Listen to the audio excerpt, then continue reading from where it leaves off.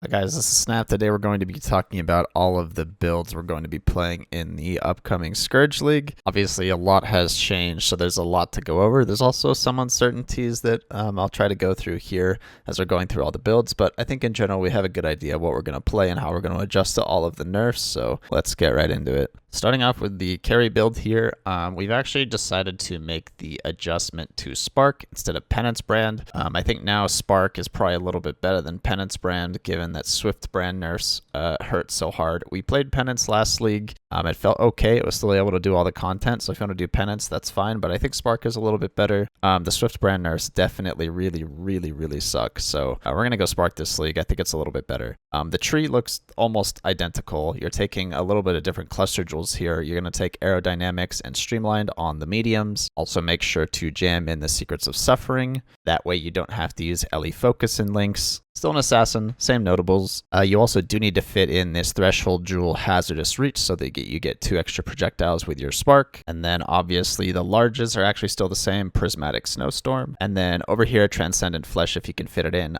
Obviously this might be changing. We don't really know how the new pageantry is going to look as of now, but you can also just put a multi-jewel here. So keep in mind that all of this is subject to a little bit of change, but I think in general this is what the pathing is going to look like. Obviously a lot of the new masteries might be really crazy, so we'll have to adjust the passive tree. If I do update the POBs, I'll put them down in the description, but in general, this is what the character is going to look like. As for leveling this particular build, you really have 2 options, and that is to play a Fizz Trapper. It was super popular in the Gauntlet League. I'm sure there's tons of build guides you can follow for that. The other option is just a generic mine build. You can go LE mines. That's still quite solid, but in the patch notes, Fizz Trapper wasn't really nerfed, so I would definitely try to go that route if there aren't any like secret nerfs that GGG is going to do. But Fizz Trapper looking super strong, I definitely do that. Unfortunately, I don't have a guide for that. I'm sure other people have done it 100 times. That build is super solid, so play Fizz Trapper, Sabo, and then switch to this Spark build when you guys are ready to start farming in a big group. Alright guys, moving on to the Scion support build. Now this is where things change quite a lot. Now, as we see here on part 3 of the manifesto, it simply just says remove sources of aura effect from cluster jewels and move the aura cluster to small so it's no longer possible to continuously stack aura effect for your party. The new small cluster jewel says effect of your auras on you, so basically it's only for people that are self-casting auras and you get effects. So essentially all aura effect from cluster jewels is deleted. What that means is you now actually need to split your supports in a 6-man and have one offensively oriented and one defensively oriented support, and we can go through the specifics of those in a little bit. The Scion is the more offensively oriented one. Additionally, you're kind of more focused on utilizing your Vol skills. So if you guys aren't familiar with the top end of farming in a group right now, the current meta is to reroll sextants for like NEM 3 beyond, and as a collateral you can actually save up all of your Vol lockout sextants as well, which is super powerful. And if you actually use the Vol lockout sextant, it makes it so you can have perma uptime on all of your Vol auras, as well as juice the fuck out of your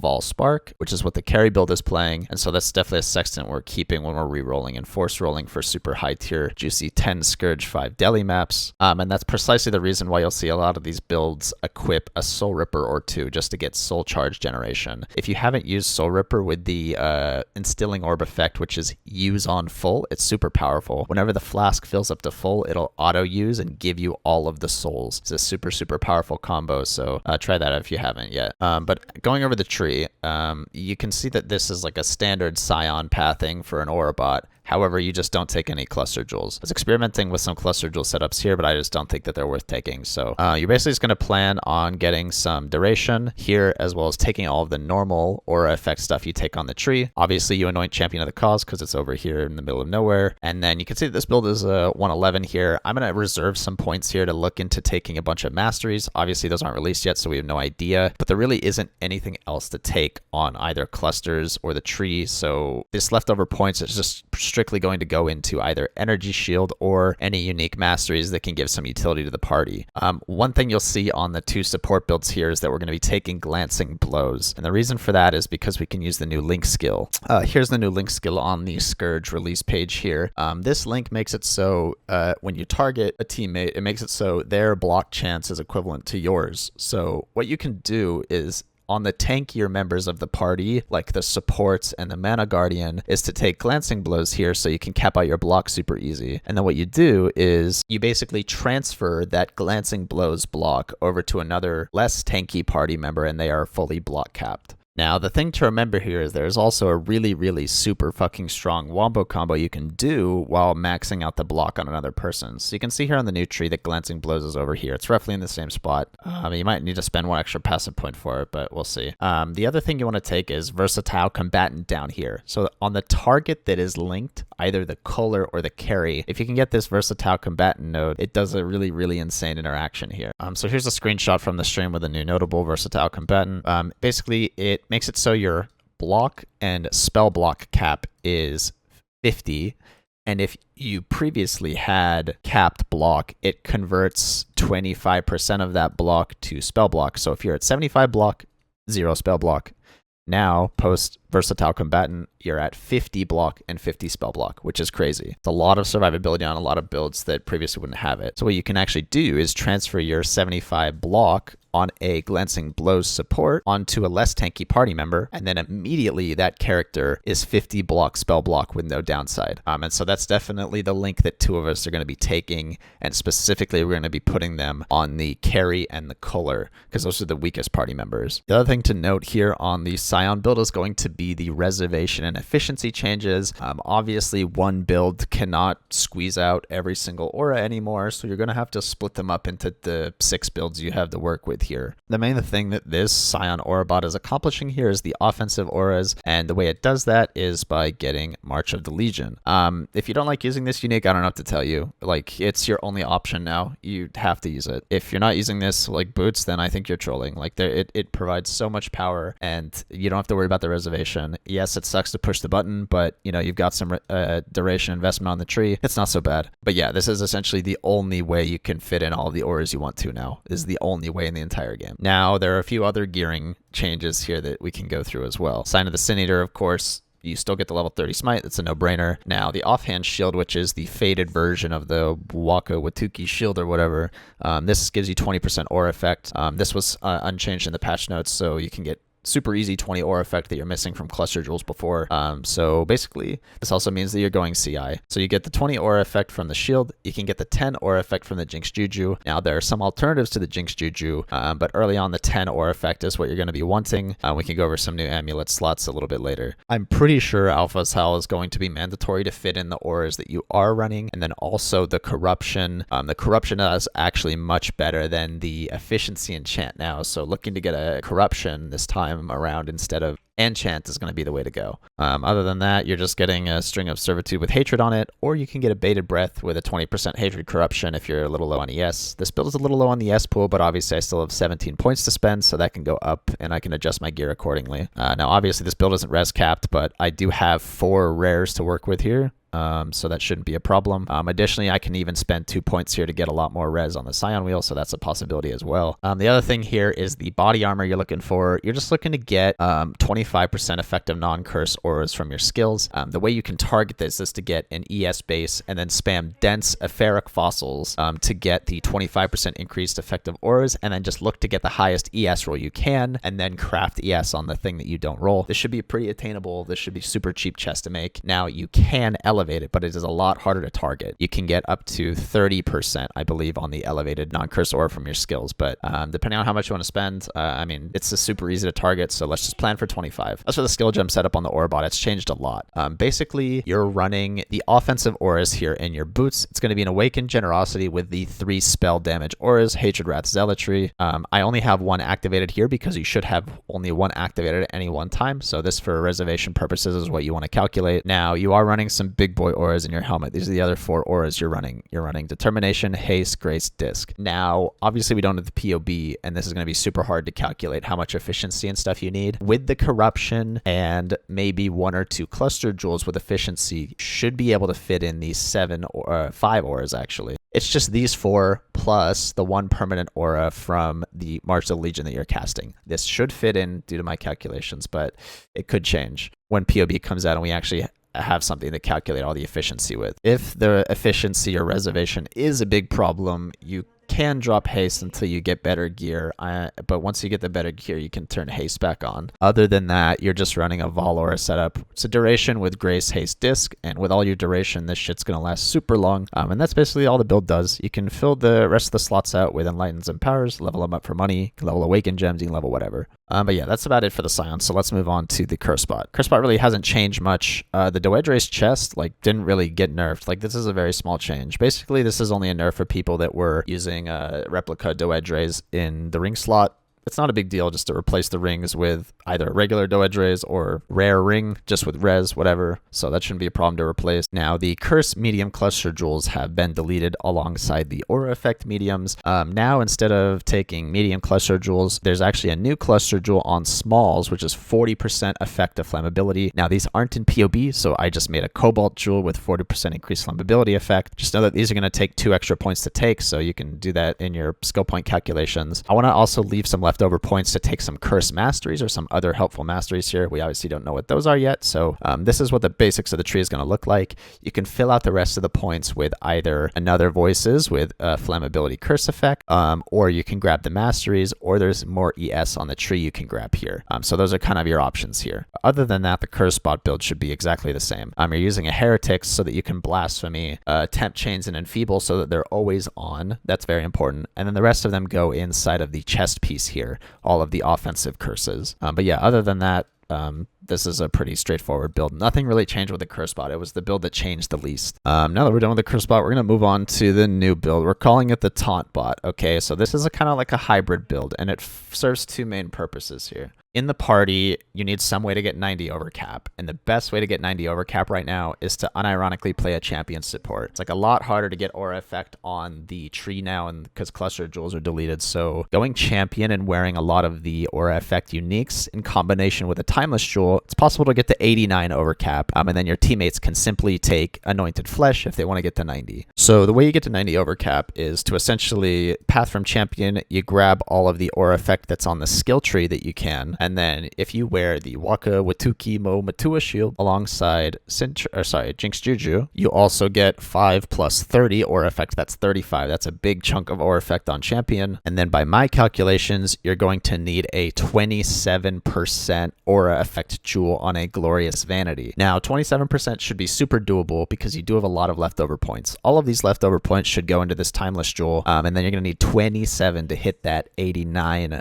threshold here. I don't think it's currently possible and or smart to go to 90. It's a huge investment. 280 is super easy to get, or a 2.8 multiplier on the purities here, but getting to ×3, it's a lot of investment. It's not really worth it, considering all of your other teammates can simply just take anointed flesh here or anointed +1 max res if they wanted to get to 90. Also, don't forget about the chest. It's the same as the Scion aurabot. It's just Densipheric Fossil spam to get ES plus the non-curse aura mod. Now, this build is providing the 90 overcap for the party, but it also is providing a huge amount of fucking damage, and that all comes from the champion ascendancy. So on the ascendancy, you get a free dread banner, which is sick. Anomalous dread banner will reduce the accuracy and make it so the minions do less damage. Here's the tooltip if you want to read it. This also scales with aura effect, so this is really nuts to have a free reservation here. Now, we're calling it the Taunt bot because of this node. Basically, you have a 100% chance to taunt on hit, and any enemies you taunt deal 10% you take 10% reduced damage, and the enemies deal 20% less damage with hits and ailments against other targets. Additionally, you make it so that they can't be evaded, which means that you don't need accuracy on the Culler as much, as well as they take 20% increased damage. On top of that, you take the cluster jewel Riot Queller, which makes it so you get some block, and then also those enemies that you are taunting take 6% increased damage per notable. You get 2 of them for a total of 12. So you're doing something like 32% ink damage taken, on top of providing overcap for the party, as well as making them deal less damage. So this build provides a lot. It's super sick. The way you apply the taunt is through elemental hit and brutality. The other way you can apply it is to wear Southbound.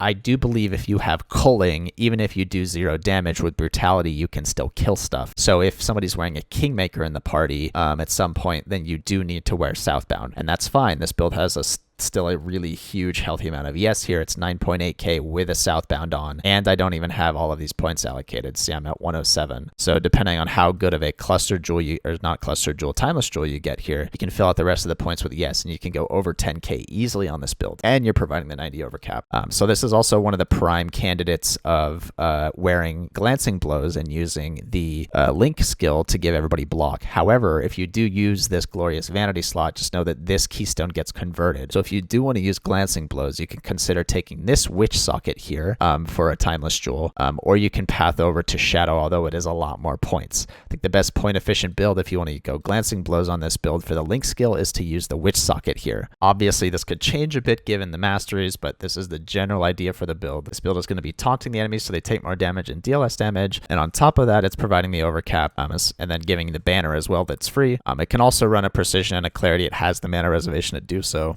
So that's the basics of the Taunbot. Now, this is kind of the secondary support, so you can see how we've kind of split the Scion and the Champion into two separate supports. Since it's so much easier to get overcapped on the Champion, it's the one that's going to be pushing the high aura effect to try and get as much overcap as possible, and then the Scion is just getting like a moderate amount of aura effect, and then also running a lot of auras so that it can boost the attack and cast speed buff on the Ascendancy, and then it's running a lot of the offensive auras, and then it's also running the Determination and Grace. Now, we're going to be moving on to the Mana Guardian. So unfortunately discbot is kill. There's no way to play that character without aura effect on mediums, so we are regressing back to Mana Guardian. I have a full-fledged video on Mana Guardian that was made a few years ago. The concept is still the same. Basically, you just get a fuck ton of mana, and then with a Radiant Faith Keystone, you give everybody a bunch of ES. Obviously, the pathing has changed a bunch since you do have a lot of new tools available to get a bunch of mana. So this is a character without split personality. However, if you do want to spend the money and get some int mana split personalities, there are some really easy sockets you can put them in. You can put it in here. You put it in the Scion socket here as well. You can also put a mana split personality here. So if you can get them, get your hands on them, then use them. If not, we're planning on doing it without it. This build gets to 20k mana as a baseline, and that equates to flat 2000 energy shield for the rest of the party. A lot of these items should look pretty familiar from old Mana Guardian builds. Obviously, Aegis Memory Vault, Replica Combs is somewhat new, so you can get a fuck ton of mana on that. And then Rainbow Stride for mana, Foible for mana.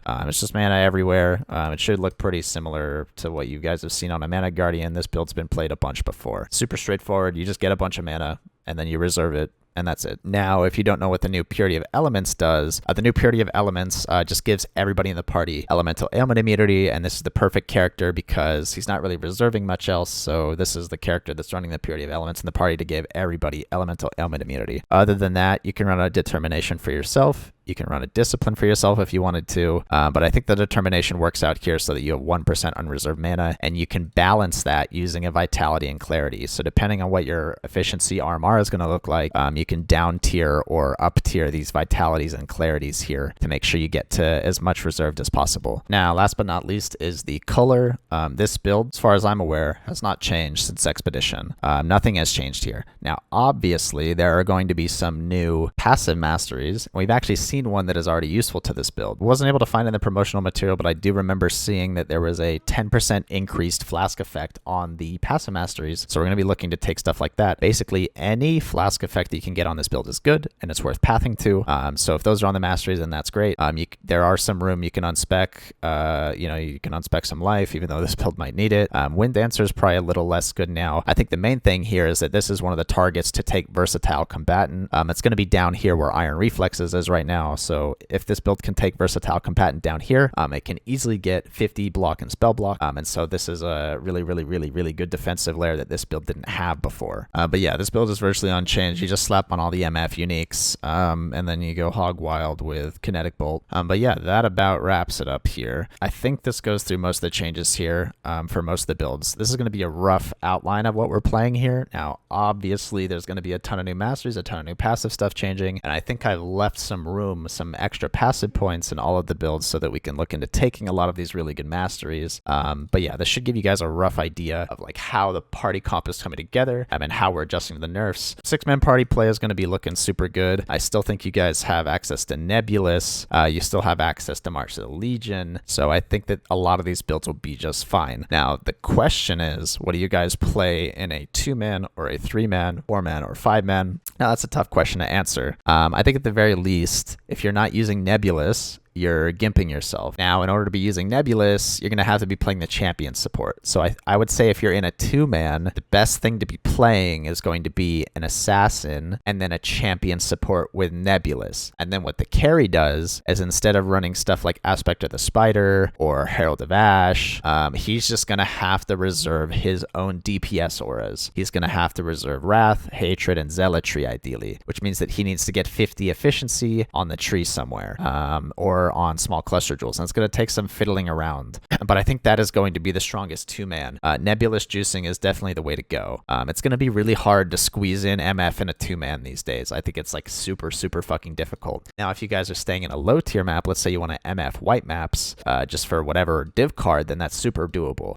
You're just going to drop a lot of these uniques here. You drop the Southbound for Sedimas, you drop the body armor for Greed's Embrace, you drop the boots for Goldworm. You can wear a Bisco's collar, Bisco's leash. You could wear, all of these easy MF uniques, and if you're doing white maps, it'll be just fine. I wouldn't recommend high tier MFing red maps if you're in a 2-man or even a 3-man. You're gonna struggle, especially I think with the new Scourge mechanic. The top end difficulty is gonna be really nuts. Now, keep in mind, this is for red maps. If you are doing white map MFing, then you can easily fit in stuff like the Culler a lot earlier because you can just play really squishy builds and probably not die without a Mana Guardian. But I think if you're trying to slot in a Culler in anything less than 6 or 5, if you guys really know what you're doing, then you're gonna struggle a lot. So I would recommend if you guys are in a 2, 3, 4, 5-man or something like that, just look into MFing lower tier maps like Cemetery or Port if it's a low tier. It's not a really big deal farming like a T3, 4 map. You're just farming for div cards and uniques. Obviously, you're not dropping stuff like Void Battery, you're not dropping stuff like Shavs, you're not dropping Awakened Sextants, which is a bit of an oof, but over time you can improve your gear, and if you feel like you're comfortable with a tier, you can bump it up